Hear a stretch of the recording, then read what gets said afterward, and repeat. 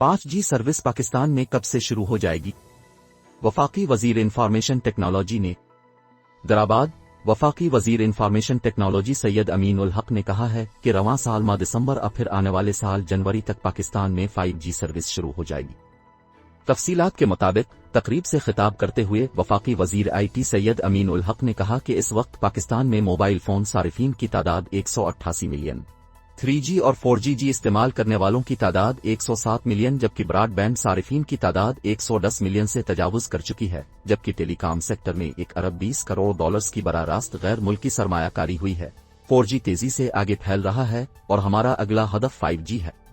उन्होंने कहा कि पाकिस्तान ने कोरोना वर दुनिया भर की खराब माशी सूरत हाल के बावजूद साल 2021 में नुमाया इक्तिसादी तरक्की हासिल की, जिसमें IT एक्सपोर्ट नुमाया रही है। स्टेट बैंक और सिक्योरिटी एक्सचेंज कमीशन भी स्टार्टर के कल्चर को फरोग देने में मुकम्मल ताउन कर रहा है, जिसकी वजह से IT सेक्टर में सरमायाकारी बढ़ रही है।